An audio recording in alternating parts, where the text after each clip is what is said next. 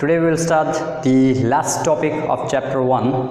आज हम आखिरी टॉपिक है जो चैप्टर का 1 का इलेक्ट्रिक फील्ड इलेक्ट्रिक चार्ज का third and final application of Gauss law. So Gauss का आखिरी जो एप्लीकेशन है वो हम कंप्लीट करेंगे जो एक यूनिफॉर्म स्फेरिकल सेल है. अभी तक हमने 3 एप्लीकेशन में से जो 2 एप्लीकेशन पढ़े हैं, एक इनफाइनाइट लॉन्ग वायर कंप्लीट किया है, देन इनफाइनाइट प्लेन शीट ये कंप्लीट किया है. अब हमारे पास लास्ट एंड फाइनल जो है वो है यूनिफॉर्म स्फेरिकल सेल वाला है इस बार. तो स्फीयर नहीं है, मतलब एक स्फेरिकल सरफेस जो अंदर से पूरा खाली है. क्लियर है? होलो स्फीयर ऐसा कह सकते हैं, गुजराती मीडियम के लिए पोलो गोड़ो. क्लियर है? तो स्फेरिकल सेल में हमें फाइनल कंप्लीट करना है. ये लास्ट टॉपिक है, इम्पोर्टेंट वन. क्लियर? इसमें हमारे पास एक स्फेरिकल सेल रहेगा, दिस वन, जिसकी रेडियस त्रिज्या r है. क्लियर? इसके बाहर, इसके अंदर और इसके सरफेस के ऊपर इलेक्ट्रिक फील्ड कितनी होगी वो हमें फाइंड आउट करना है. तो हमें एक काम सिंपल सा यही करना है कि inside outside on the surface electric field कितनी होगी, और किसी के लिए भी हम पर्टिकुलर फॉर्मूला ऐसा जनरेट करें ताकि हम किसी भी पॉइंट पे रखें तो आइडेंटिफाई हो जाए. तो फिगर में जैसे मैंने बताया कि एक मेटालिक स्फीयर है, क्लियर, होलो, जो अंदर से खाली होता है पूरा.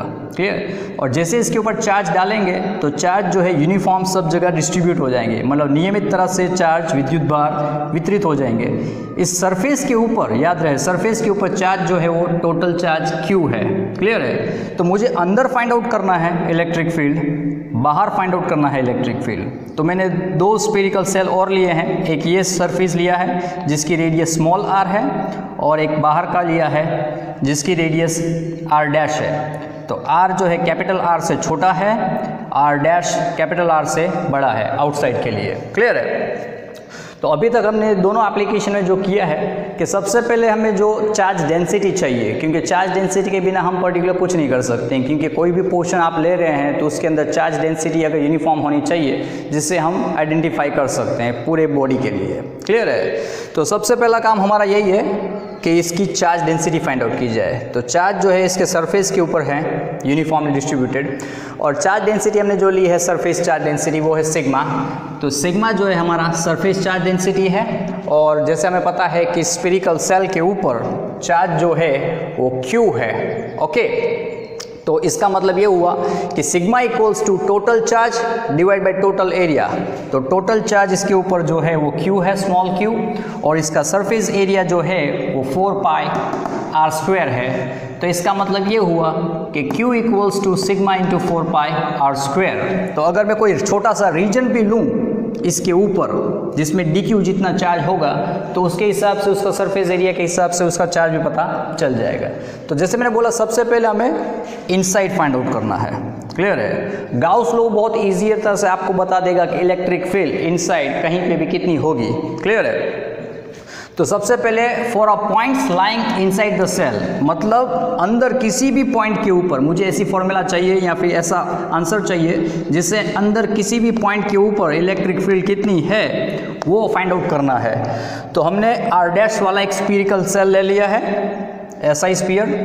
तो ये मेरा जो है गाउसियन सरफेस है, ये जो हमने बताया है ये मेरा गाउसियन सरफेस है. रूल्स के हिसाब से गाउस एप्लीकेशन यूज़ करने के लिए, गाउस लॉ यूज़ करने के लिए आपको सबसे पहले गाउसियन सरफेस लेना है.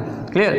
तो इसको देख के ही आपको पता चल जाएगा कि ये जो गाउसियन सरफेस लिया है इसके अंदर चार्ज 0 है, कोई भी चार्ज नहीं है. चार्ज सब यहाँ पे इसके सरफेस के ऊपर है, इनसाइड कोई भी चार्ज नहीं है. तो ऑब्वियस है चार्ज नहीं है, इसका मतलब इलेक्ट्रिक फील्ड अंदर 0 ही आएगी. सो वो आसानी से पता चल जाता है देखते ही. सो वही हम फाइंड आउट करेंगे. तो सबसे पहले as per Gauss law, clear है कि एज पर गाउस लॉ, तो गाउस लॉ क्या बताता है हमें कि E dot dA equals to Q summation of Q enclosed by epsilon 0 होना चाहिए. तो इसी चीज़ को इसके अंदर यूज़ करने के लिए अब मैंने देखा है कि इसके अंदर नेट चार्ज कुछ नहीं है, 0 है. सो ये टर्म 0 हो जाएगी. सो दैट मीन्स कि आपके पास E dot dA equals to 0 आ रहा है. So E dot D A equals to 0 है, that means particular electric field, इससे हमें पता चलती है कि ई इनसाइड 0 है। और नो डाउट मैंने यहाँ इस सरफेस के लिया था अभी, लेकिन आप अगर यहाँ तक भी सरफेस तक चले जाएंगे एट रीजन तक, तो यहाँ सब जगह इलेक्ट्रिक फील्ड इनसाइड 0 ही होगी, क्योंकि इनसाइड दैट सरफेस कोई भी चार्ज नहीं है। सभी चार्ज कहाँ रिसाइड कर रहे हैं? सरफेस के ऊपर। तो इनसाइड द सरफेस, सरफेस के अंदर टोटल इलेक्ट्रिक फील्ड 0 ही है। कहीं पे भी आप पॉइंट फाइंड आउट करेंगे आपको इलेक्ट्रिक फील्ड 0 ही मिलने वाला है। क्लियर है? अब हमें पर्टिकुलर आउटसाइड जाना है, तो वापस एक स्फीरिकल सेल लिया है, गाउसियन सरफेस। क्लियर है? तो वो जिसकी रेडियस r डैश है। अब इसके अंदर ये टोटल चार्ज आया हुआ है, ये स्फीयर जो कंसीडर मैं कर रहा हूँ डॉटेड, उसके अंदर सब चार्ज है। क्लियर? तो इस बार ऐसा नहीं है कि दैट मीन्स इस बाहर कहीं पे भी इलेक्ट्रिक फील्ड 0 होगी। No, there will be electric field, वहाँ पे इलेक्ट्रिक फील्ड होगी। तो उसके लिए कैसा? तो हम वापस फ्लक्स का यूज़ करेंगे कि टोटल फ्लक्स क्या होना चाहिए। ये भी वही था, टोटल फ्लक्स ही था 5e ई डॉट डी ए। ओके, और हमने देखा सिंपली कि Q जो है इनसाइड 0 है, तो ये टर्म 0 हो गई, तो E dot d equals to 0, that means electric field is 0 for inside any points. Clear है? आउटसाइड, तो आउटसाइड में भी मतलब ऐसा है सिमेट्री के साथ, याद रहे हम सब कुछ सिमेट्री के साथ काम कर रहे हैं, कि मतलब सेंटर से ये सभी पॉइंट्स सेम डिस्टेंस पे हैं r डैश पे। तो मतलब जो इलेक्ट्रिक फील्ड यहाँ ढूंढ रहा हूँ वो सारी इलेक्ट्रिक फील्ड सराउंडिंग में सब जगह है। और पॉजिटिव चार्ज है, इसका मतलब इलेक्ट्रिक फील्ड सब रेडियली बाहर की तरफ जाएगी, तो इलेक्ट्रिक फील्ड की वैल्यू भी मिलेगी। और डायरेक्शन हमको पता ही है कि पॉजिटिव चार्ज है, so that means electric field सब रेडियली आउटवर्ड है। क्लियर है? सो गाउस लॉ के में सबसे पहले phi E close integral E dot dA summation of Q enclosed by epsilon 0, ये मेरा गाउस लॉ है। तो अब मैं इसमें पर्टिकुलर जो यूज़ करूँगा E डॉट डी ए, सो E dA और दोनों के बीच का एंगल, तो ऑब्वियस है मैंने बोला कि इलेक्ट्रिक फील्ड अगर इस पोर्शन के लिए भी ले रहा हूँ तो इलेक्ट्रिक फील्ड आउटवर्ड है, और एरिया वेक्टर dA भी सरफेस को परपेंडिकुलर है, तो दोनों पैरेलल है। कोई भी सरफेस पे आप लेंगे, अगर यहाँ इस पोर्शन पे भी लेते हैं ये छोटा सा, तो ऑब्वियस इलेक्ट्रिक फील्ड रेडियली बाहर जा रही है। ई एरिया वेक्टर dA पैरेलल, सो ई dA क्रॉस 0 हो जाएगा। और नेट चार्ज, तो इसके अंदर नेट चार्ज पूरा जो है वो Q है by epsilon 0, E outside dA का close integration Q by epsilon 0। Surface area पूरा इसका जो है वो आएगा E into 4 pi r dash square equals to Q by epsilon 0।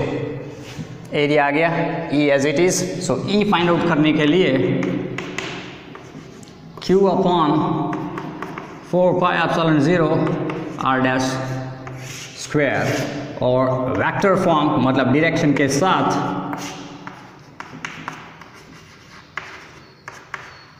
r dash square, इसको आप r डैश रूफ लिख सकते हैं, क्योंकि जो रेडियल वेक्टर है रेडियस का उसी डायरेक्शन में इलेक्ट्रिक फील्ड है।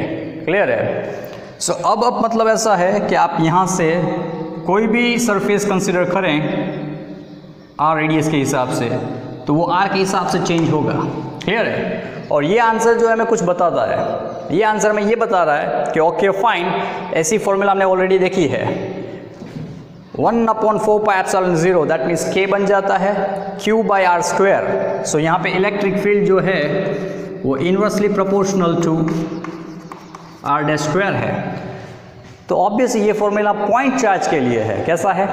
पॉइंट चार्ज के लिए है कि भाई किसी भी पॉइंट पे Q चार्ज रखा है, वहाँ से r डिस्टेंस पे चले जाइए तो इलेक्ट्रिक फील्ड वहाँ पे KQ by r स्क्वायर मतलब 1/4 pi epsilon 0 by r square ऐसा होगा। क्लियर है? तो इसका मतलब ये हुआ कि ये पॉइंट क्या देखता है, वो ऐसा नहीं देख रहा है कि चार्ज सब यहाँ पे है यूनिफॉर्मली, ये पूरा चार्ज इसके सेंटर के ऊपर कॉन्सेंट्रेट किया गया है, मतलब ये पूरा चार्ज कहाँ पे है, यहाँ पे, ऐसा। ये ऐसा एक्सपीरियंस करेगा कि सरफेस के ऊपर जितना भी नेट चार्ज है वो एक्चुअली इसके सेंटर पे कॉन्सेंट्रेट किया गया है।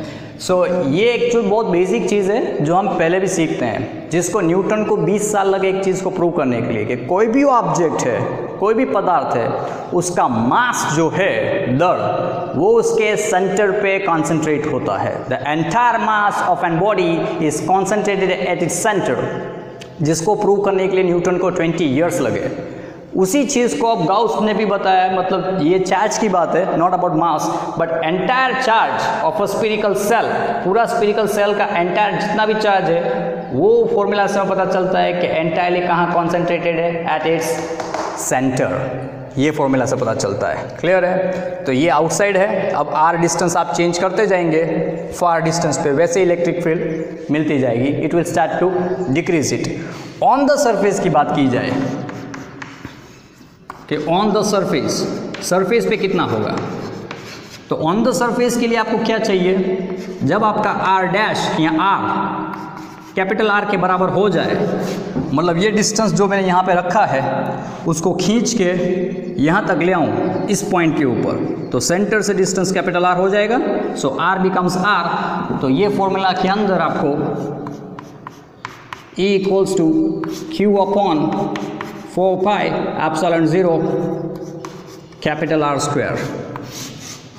अब इसमें देखेंगे सब कुछ कांस्टेंट है, Q total charge constant, 4 pi epsilon 0 constant, capital R radius जो स्फीरिकल सेल की है वो भी कांस्टेंट है। सो इलेक्ट्रिक फील्ड पूरे सरफेस के ऊपर फिक्स है, नो चेंज।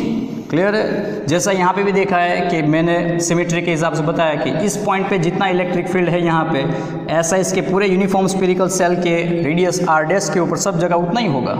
इनसाइड सब जगह जीरो ही है कि इनसाइड आप कोई भी पॉइंट पकड़ेंगे electric field inside the spherical shell zero ही होगा। क्लियर? क्योंकि नेट चार्ज अंदर नहीं है। आउटसाइड डिस्टेंस चेंज करते जाइए, इलेक्ट्रिक फील्ड आपको चेंज होती हुई मिलती जाएगी। ये सरफेस के लिए है। So at a surface Q upon 4 pi epsilon 0 r square. Clear है? अब इसके ऊपर से हम ग्राफ प्लॉट कर सकते हैं।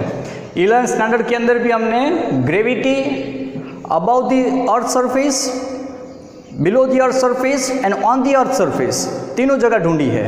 11th स्टैंडर्ड के अंदर gravity at the surface, about the surface and on the below the surface, कि गुरुत्व प्रवेग जो होता है वो पृथ्वी के सपाटी के ऊपर, पृथ्वी सपाटी के अंदर और पृथ्वी की सपाटी पे सब जगह। तो उसके हिसाब से ये भी ऐसा ही है, outside the surface, inside the surface and on the surface electric charge की वजह से इलेक्ट्रिक फील्ड फाइंड आउट की गई है।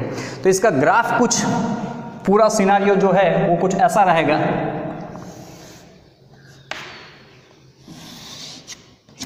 सो इलेक्ट्रिक फील्ड इस डायरेक्शन में रिप्रेजेंट कर रहा हूँ और आर जो है वो इस डायरेक्शन में है।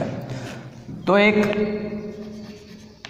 जब r equals to capital R है, मतलब ये डिस्टेंस जीरो ओरिजिन से सेंटर से r जितना है, तो अंदर हमको पता है कि सेंटर से लेके आप r तक चले जाएंगे यहाँ तक तो इलेक्ट्रिक फील्ड सब जगह ज़ीरो ही है, नो चेंज। तो यहाँ पे electric field nothing, zero. Clear है? और एग्जैक्ट आप सरफेस पे पहुँचेंगे तो आपको इलेक्ट्रिक फील्ड मिलेगी। क्लियर है? That is Q by 4 pi epsilon 0 capital R square. तो सरफेस पे मैक्सिमम है। अब सरफेस के बाद इलेक्ट्रिक फील्ड गिरना स्टार्ट हो जाएगी, inversely proportional to R square है। तो अब सरफेस पे मैक्सिमम है, अभी तक जीरो थी, सरफेस पे पहुंचे ही इलेक्ट्रिक फील्ड मिल गई Q upon 4 pi epsilon 0 R square. अब सरफेस के बाहर जैसे जाते जाएंगे इलेक्ट्रिक फील्ड गिरना शुरू हो जाएगी, तो electric will start to decrease, falls over, ऐसा। सो इनसाइड जीरो है, यहाँ पे जाते ही सीधा मिलता है, बाकी इस पोर्शन में कुछ भी नहीं है। और यहाँ इलेक्ट्रिक फील्ड जो है 1 बाय R स्क्वायर के हिसाब से गिरने लगेगी। सो this is the same way. हाँ, अगर सॉलिड स्फीयर है तो सॉलिड स्फीयर में कैसा होगा, ये होलो स्फीयर है, क्लियर है। सॉलिड स्फीयर होगा ना तो उसमें आपको इलेक्ट्रिक फील्ड इनसाइड जीरो नहीं मिलेगी, you will get it like that कि सेंटर पे जीरो है। जैसे ही आप सेंटर से सरफेस की तरफ जाना शुरू करेंगे electric field start to increase, और यहाँ पे इलेक्ट्रिक फील्ड जो है मैं हिंट दे रहा हूँ आपको, डायरेक्टली प्रोपोर्शनल टू आर रहेगी, एंड देन आफ्टर सरफेस पे मैक्सिमम होगी, and again it will start to fall. Solid sphere के लिए बोल रहा हूँ, but hollow sphere electric field is zero inside the surface, clear है। सो ये एक फैक्ट भी है, मेक श्योर जो आगे यूज का आएगा, क्लियर है। So this is the way that we have got it inside, outside, on the surface electric field. और ये हमारे चैप्टर का लास्ट टॉपिक था, फर्स्ट चैप्टर का लास्ट टॉपिक था। So I will request everyone कि वापस आप एक बार रिवाइज कर लीजिए चैप्टर 1 को पहले से लेके आखिर तक, बराबर है कि बेसिक कूलम्ब्स लॉ से लेके गाउस एप्लीकेशंस तक। और इन बिटवीन अगर आपको अभी भी किसी टॉपिक्स में या किसी न्यूमेरिकल्स में आपको दिक्कत है, so you can ask me, आप क्वेश्चन मेरे को भेज सकते हैं थ्रू व्हाट्सअप या फिर फ़ोन कॉल कर सकते हैं, क्लियर है। इस टॉपिक में भी अभी प्रॉब्लम है, ज़्यादा से ज़्यादा हम पर्टिकुलर जितना हो सके इस टाइम को अच्छी तरह यूटिलाइज़ करें और बेसिक अंडरस्टैंडिंग के साथ सब चीज़ क्लियर करते जाएँ, क्योंकि ये सब चीज़ आगे चलती रहेगी, इसके एक्सटेंशन होंगे, क्लियर है। सो जितना बेसिक स्ट्रॉन्ग करके जाएंगे आगे दिक्कत नहीं होगी। 1 by 1 जैसे मैंने इसमें आपको ये रिमाइंड कराया कि ये अगर आपने देखा है और उसके बाद ये ड्रॉ किया, तो ये 11th स्टैंडर्ड में gravity about the surface, below the surface, on the surface, मतलब गुरुत्वाकर्षण पृथ्वी सपाटी के ऊपर, पृथ्वी सपाटी के अंदर और अर्थ के सरफेस के ऊपर। फाइंड आउट कि ये सेम सॉलिड स्फीयर के लिए भी ऐसा ही ग्राफ बनेगा, क्लियर है। सो बेसिक ये चीज़ है जो आपको ध्यान देनी है। And as I said you, कोई भी क्वेरी हो, कोई भी प्रॉब्लम हो, आप मेरे को व्हाट्सअप कर सकते हैं या फ़ोन कर सकते हैं, कॉल बैक कर सकते हैं, बट मेक श्योर आप अपने टाइम को अच्छी तरह यूटिलाइज करें। Thank you very much.